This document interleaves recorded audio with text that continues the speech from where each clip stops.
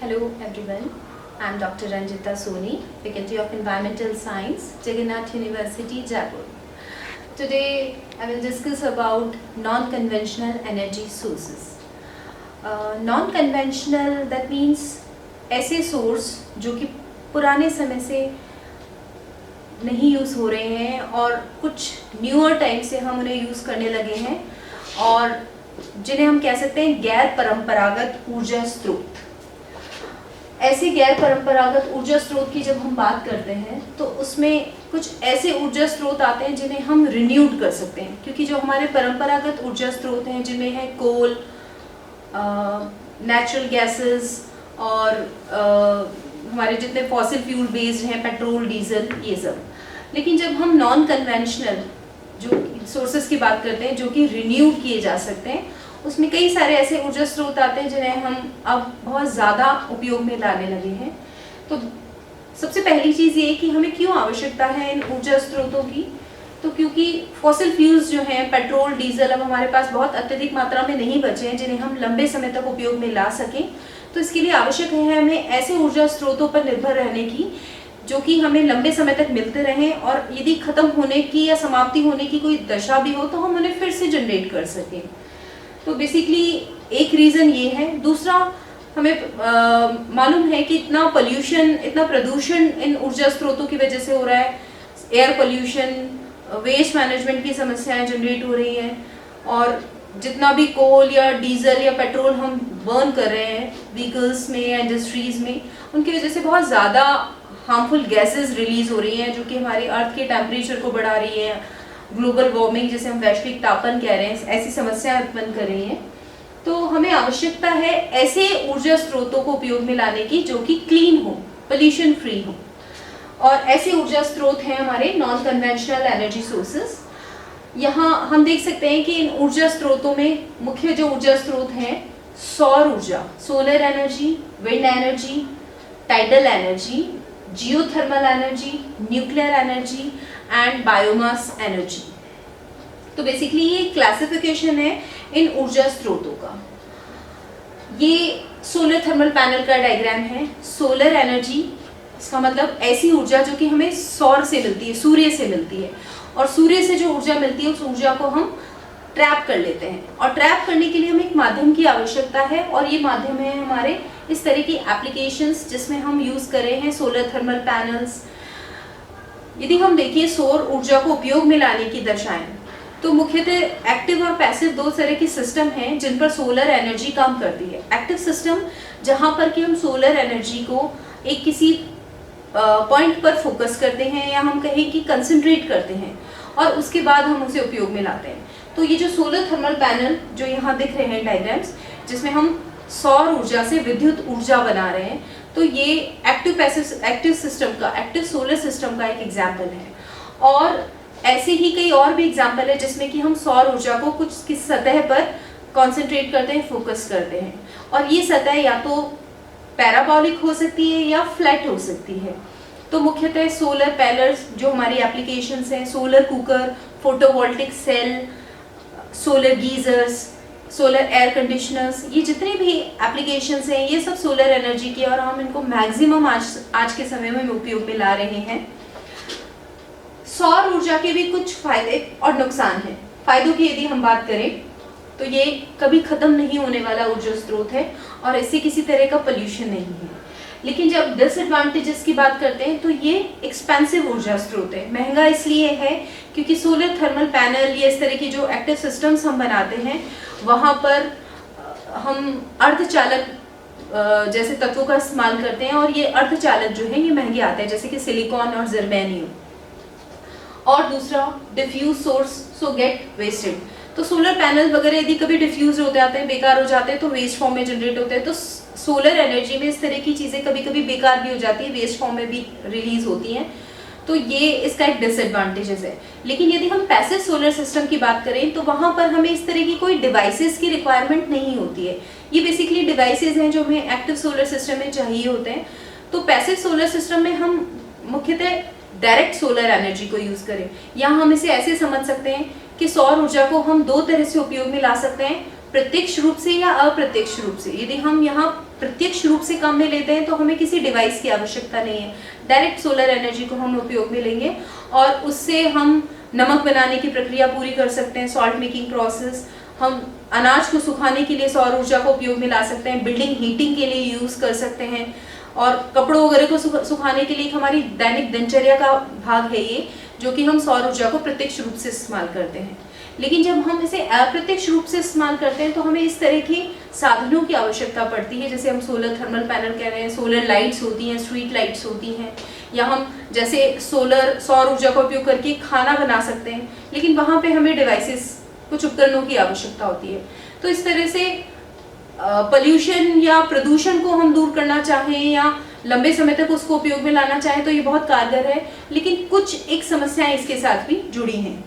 आइए इसी के साथ और दूसरे ऊर्जा स्रोतों पर भी ध्यान देते हैं, जैसे कि विंड एनर्जी, पवन ऊर्जा। ये भी नॉन पॉल्यूटिंग ऊर्जा का स्रोत है। यहाँ इस चित्र में जो नजर आ रही हैं ये विंड मिल्स हैं, जिन्हें हम पवन चक्कियाँ कहते हैं। और ये पवन चक्कियाँ बहुत ही तेजी से चलती हैं, जबकि तेजी से हवा बहती है, और जब तेजी से हवा बहेगी तो ये जो पवन ऊर्जा है उसको यांत्रिक ऊर्जा में बदलेगी और यांत्रिक ऊर्जा को विद्युत ऊर्जा में। इसका मतलब ये है कि हम जो पवन ऊर्जा है या पवन है, हवा है, उससे बिजली बना सकते हैं, इलेक्ट्रिसिटी प्रोड्यूस कर सकते हैं। और उस इलेक्ट्रिसिटी प्रोडक्शन के लिए हमें कुछ डिवाइसेस की रिक्वायरमेंट होगी। तो यहाँ पे पूरा सेटअप इंस्टॉलेशन जो होता है वो विंड मिल के साथ किया जाता है, लेकिन कुछ लिमिटेशंस विंड एनर्जी के साथ भी है। जहाँ तक एप्लीकेशंस की हम बात करते हैं, विंड एनर्जी से हम इलेक्ट्रिसिटी बना सकते हैं, वाटर अपलिफ्टिंग कर सकते हैं, कहीं पानी को हमें लेना है कुछ क्वांटिटी, जैसे इरिगेशन, सिंचाई के लिए हमें बहुत ज़्यादा मात्रा में पानी चाहिए होता है, तो वहाँ पानी को हम उपयोग में ले सकते हैं विद्युत ऊर्जा के पवन ऊर्जा के द्वारा। लेकिन जो लिमिटेशंस हैं वो लिमिटेशंस ये हैं कि पवन हर जगह हमें नहीं मिलता है। ऐसा नहीं है कि हर एरिया में बहुत तेजी से हवा बहेगी, तो कुछ ऐसे एरियाज हैं जहाँ पर कि हमें पवन ऊर्जा को हम इस्तेमाल कर सकते हैं। मुख्यतः यदि हम इंडिया की बात करें तो जितने भी कोस्टल एरियाज हैं या थोड़े हिली एरियाज हैं वहाँ पर हमें पवन ऊर्जा मिलती है। और कोस्टल एरियाज में भी यदि हम बात करें तो अंडमान निकोबार, गुजरात, कच्छ और कर्नाटक, महाराष्ट्र, तमिलनाडु, ये कुछ ऐसे क्षेत्र हैं जहाँ पर अत्यधिक मात्रा में हमें पवन ऊर्जा मिलती है। राजस्थान के रेफरेंस में हम बात करें तो राजस्थान में जैसलमेर, चूरू, सीकर, पाली, ये कुछ ऐसे क्षेत्र हैं जहाँ हमें अच्छी मात्रा में पवन ऊर्जा मिलती है। यदि हम इनके लाभ देखें, फायदे देखें, तो नॉन पॉल्यूटिंग है, बहुत ज़्यादा कॉस्ट नहीं है इंस्टॉलेशन की, बस विंड मिल का सेटअप हमें करना होता है, बहुत सेफ और क्लीन ऊर्जा स्रोत है। लेकिन जब डिसएडवांटेजेस इसके हम देखते हैं तो नॉइज पोल्यूशन जनरेट करता है, क्योंकि जब विंड मिल का टरबाइन रोटेट करता है तो ये शोर प्रदूषित करता है, शोर प्रदूषण करता है, और ये कॉस्टली भी होता है सेटअप करने के लिए। विंड मिल का जो सेटअप है कई बार ये खराब हो जाता है, तो उस कंडीशन में भी हमारा को इसका कॉस्ट जो है वो बेयर करना पड़ता है। दूसरा जो एक और इसका डिसएडवांटेजेस है कि ये टीवी और रेडियो सिग्नल्स को डिस्टर्ब करता है, एंड बर्ड्स के लिए हार्मफुल है, कई बार बर्ड्स इसकी चपेट में आ जाते हैं। तो इस तरह के कुछ डिसएडवांटेजेस को हम नोटिफाई कर सकते हैं विंड एनर्जी के साथ में। नेक्स्ट हमारा ऊर्जा स्रोत है tidal energy. Tidal energy basically water energy से रिलेटेड है। टाइड्स जिसे हम कहते हैं ज्वार भाटा, ये पानी से जो ऊर्जा हमें मिलती है वही है, लेकिन पानी का मूवमेंट जब हॉरिजॉन्टली होता है, जैसे समुद्र में या महासागरों में जैसे पानी बहता है, तो उसको हम कहते हैं टाइडल एनर्जी, क्योंकि वहीं से हमें टाइडल एनर्जी मिल रही है, क्योंकि वहाँ ज्वार भाटा आता है। और ज्वार भाटा कैसे बनता है, हमारी जो पृथ्वी की गुरुत्वाकर्षण शक्ति है और जो मून का मूवमेंट है अर्थ के साथ में, तो बेसिकली उस वजह से ज्वार भाटा बनते हैं। और जब ज्वार और भाटा आता है तो बेसिकली 24 घंटे दिन में कम से कम 4 बार ऐसा होता है कि 2 बार पानी हाई टाइड और 2 बार low tide, 4 times low tide में जाता है, 2 times high tide and 4 times low tide. तो उस कंडीशन में जो वाटर के अंदर एनर्जी होती है हॉरिजॉन्टल मूवमेंट में, उसी को हम बेसिकली टाइडल एनर्जी कहते हैं, और उससे हम डैम या बैराज बनाकर और वाटर की एनर्जी को हम स्टोर करते हैं। तो बेसिकली वाटर की काइनेटिक एनर्जी को हम पोटेंशियल एनर्जी में स्टोर करते हैं और फिर जनरेटर लगाकर हम उसे इलेक्ट्रिसिटी में कन्वर्ट कर लेते हैं। तो बेसिकली यहाँ पर भी इसके कुछ एडवांटेजेस और एडवांटेजेस आर सेम कि नॉन पॉल्यूटिंग है, इनएग्जॉस्टेबल है, बट डिसएडवांटेजेस की हम बात करें तो वाइल्ड लाइफ हैबिटेट डिस्ट्रॉय होता है, क्योंकि जहाँ पर भी हम डैम या बैराज कंस्ट्रक्ट करते हैं तो वो हमारे बहुत रिच बायोडाइवर्सिटी को रिमूव करता है, तो ये हमारे लिए बहुत बड़ा लॉस होता है। इसके अलावा इसको यूज़ करना थोड़ा सा डिफ़िकल्ट है, इसका प्लांट सेटअप इंस्टॉलेशन करना डिफ़िकल्ट होता है। यहाँ एक हम ये डायग्राम इसका पिक्चर में देख सकते हैं कि कैसे टाइल्स आते हैं और ये पूरा प्लांट सेटअप किया जाता है पूरा एनर्जी को हार्वेस्ट करने के लिए। ये एक डायग्राम है जियोथर्मल एनर्जी का। जियोथर्मल एनर्जी का मतलब है कि हमारी अर्थ के अंदर जितनी एनर्जी है, इसे हम कह सकते हैं भूगर्भीय ऊर्जा, कि हमारी भूमि के गर्भ में जितनी भी ऊर्जा है उसको लेना, उसको स्टोर करना। ये जितना इजी दिखता है उतना इजी है नहीं उसको लेना, हार्वेस्ट करना, क्योंकि ज़मीन के अंदर पहले वो हिस्से, वो क्षेत्र देखे जाते हैं जहाँ पर की ऊर्जा है। हमारी अर्थ के अंदर कुछ ऐसे एरियाज होते हैं जिनको हम कहते हैं हॉट जोन्स, और उन हॉट जोन्स से हम हीट को ट्रैप करते हैं और फिर उससे ऊर्जा या इलेक्ट्रिसिटी प्रोड्यूस करने में उस ऊर्जा को काम में लेते हैं, तो उसे हम कहते हैं जियोथर्मल एनर्जी। तो यहाँ बेसिकली ये जो एक फ्लो वाटर का मूवमेंट इस पिक्चर में नजर आ रहा है, ये एक हॉट लिक्विड ब्राइन है, एक लिक्विड है जो कि जमीन के अंदर से निकल रहा है एकदम फव्वारे की तरह, और इस लिक्विड के साथ में जितनी हीट या एनर्जी है उस एनर्जी को हम ट्रैप करते हैं। तो बेसिकली यहाँ पर भी पूरा एक प्लांट सेटअप करना पड़ता है, इंस्टॉलेशन करना पड़ता है, और इन एरियाज को सर्च करना हमारे लिए थोड़ा सा डिफिकल्ट होता है। और कई बार ये ऐसे रिमोट सेंसिंग एरियाज में होते हैं कि जहाँ हमें इलेक्ट्रिसिटी की नीड है वहाँ हम उसको प्रॉपरली यूज नहीं कर पाते हैं। तो geothermal energy as comparative to other sources of energy हम बहुत ज़्यादा अभी तक एप्लीकेशन फॉर्म में यूज नहीं कर पाए हैं।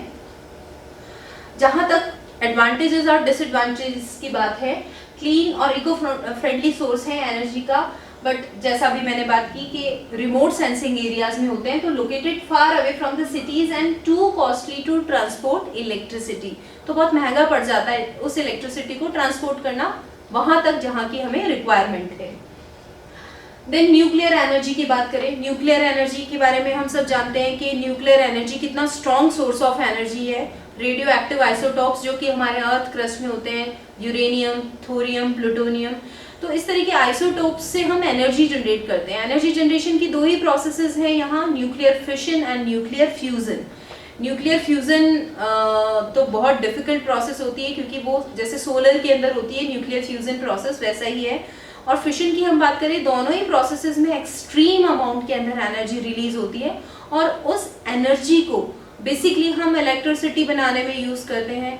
ऐसे कुछ प्लांट सेटअप भी है हमारे यहाँ पर, राजस्थान में रावत भाटा, कोटा में यदि हम देखें तो बेसिकली वहाँ पर न्यूक्लियर पावर प्लांट सेटअप है, जहाँ पर कि हम न्यूक्लियर आइसोटोप या रेडियो एक्टिव आइसोटोप से न्यूक्लियर एनर्जी जनरेट करते हैं। और ये न्यूक्लियर फिशन में जो रिलीज एनर्जी होती है उस एनर्जी से ही इलेक्ट्रिसिटी प्रोडक्शन का प्रोसेस है।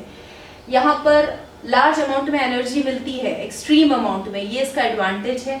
बट डिसएडवांटेज की बात करें तो पहली चीज़ कि बहुत एक्सपेंसिव मेथड है, और दूसरा ये रेडियो एक्टिव वेस्ट जनरेट करता है, इससे रेडिएशन रिलीज होती है, और हम जानते हैं कि रेडिएशंस का कितना बड़ा नुकसान हमें झेलना पड़ता है। ऑलरेडी कई ऐसा नुकसान हमारी जो प्रीवियस जो है जनरेशन उन्होंने झेला है, कई एग्जाम्पल्स हमने देखे हैं जैसे हिरोशिमा नागासाकी का।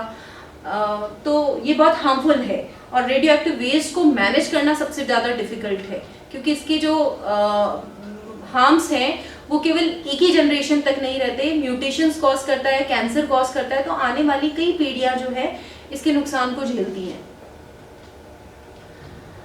बायोगैस की जहां तक हम बात करें, ये एक सोर्स है, एक सिंगल सोर्स है, एक सिंगल एप्लीकेशन हम कह सकते हैं बायोमास एनर्जी का। बायोमास जितना भी लिविंग पार्ट है, लाइक प्लांट से या एनिमल वेस्ट से, कैटल डंग से जो हम एनर्जी जनरेट करते हैं उसे हम बायोमास एनर्जी कहते हैं। और बायोमास एनर्जी की कई सारी एप्लीकेशंस हैं, जैसे बायोमास से हम एग्रोकेमिकली हम एनर्जी जनरेट कर सकते हैं, जो कि इसका एक पार्ट है बायोगैस प्रोडक्शन, या फर्मेंटेशन हम कर सकते हैं, अल्कोहल प्रोड्यूस कर सकते हैं। यदि थर्मोकेमिकली हम बायोमास को यूज़ करते हैं तो वहाँ पर हाइड्रोजन प्रिपेयर कर सकते हैं, गैसिफिकेशन प्रोसेस कर सकते हैं, कंबशन कर सकते हैं, तो वहाँ पर भी हमें फ्यूल जनरेट होते हैं। या फिर कुछ अभी एडवांस टेक्नोलॉजीज हमारे पास है जहाँ पर कि हम ऐसे फ्यूल जनरेट कर रहे हैं एग्रोकेमिकली, मतलब बायोमास के कुछ ऐसी plant species like agricultural crops जैसे कि जट्रोफा, जोजोबा, ये कुछ ऐसी एग्रीकल्चरल क्रॉप्स हैं जिनसे हम एक ऐसा ऑयल प्रिपेयर कर रहे हैं जिसको हम यूज़ करते हैं, जैसे बायोडीजल के नाम से जाना जाता है। तो ये कुछ अदर एप्लीकेशंस है बायोमास एनर्जी की, और उसी में से बायोकेमिकली एक एप्लीकेशन है बायोगैस एनर्जी की। बायोगैस एनर्जी को जैसे हम लोकल नेम में गोबर गैस भी कहते हैं, ये बेसिकली कैटल डंग से बनाई जाती है। और यहाँ इस पिक्चर में जो डायग्राम नजर आ रहा है ये पूरा एक बायोगैस प्लांट है, प्लांट सेटअप है। तो कैटल डंग या ऑर्गेनिक वेस्ट या ऑर्गेनिक जितना भी वेस्ट प्रोडक्ट्स है उसको हम वाटर के साथ मिक्स करके स्लरी बनाते हैं और फर्मेंटेट करते हैं, और उस फर्मेंटेशन प्रोसेस में जो मीथेन गैस प्रोड्यूस होती है उस मीथेन गैस को हम एज अ फ्यूल यूटिलाइज करते हैं। तो ये जो फ्यूल मीथेन गैस है, हमारा ईंधन है, फ्यूल है, इसको बनने का प्रोसेस जो है ये प्रोसेस कहलाता है फर्मेंटेशन या मिथेनोजेनेसिस प्रोसेस। और ये पूरा जो कंप्लीट पार्ट है, प्रोसेस है, ये बायोगैस प्रोडक्शन कहलाता है। तो यहाँ बायोगैस प्रोडक्शन का भी हम देख सकते हैं कई सारे फायदे और नुकसान हैं। एडवांटेजेस की बात करें तो लो कॉस्ट है, क्योंकि कैटल डंग से ये ऑर्गेनिक वेस्ट से, मतलब हम वेस्ट से ही एक रिकवरी प्रोडक्ट जनरेट कर रहे हैं। ईजी होता है इसको ऑपरेट करना, क्योंकि रूरल एरियाज में हम इस प्लांट को सेटअप कर सकते हैं एंड बायो वेस्ट का हम रीयूज कर सकते हैं। लेकिन डिसएडवांटेजेस हम की बात करें तो ये ग्रीन हाउस इफेक्ट के लिए हम देखें तो थोड़ा सा साइड इफेक्ट शो करता है, क्योंकि यहाँ मीथेन जनरेट होती है जो कि टेम्परेचर को राइज करने के लिए, अर्थ के टेम्परेचर को बढ़ाने के लिए रिस्पॉन्सिबल है।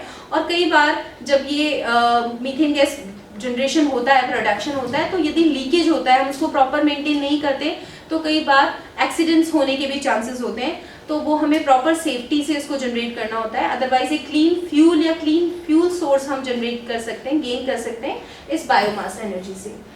तो थैंक यू सो मच।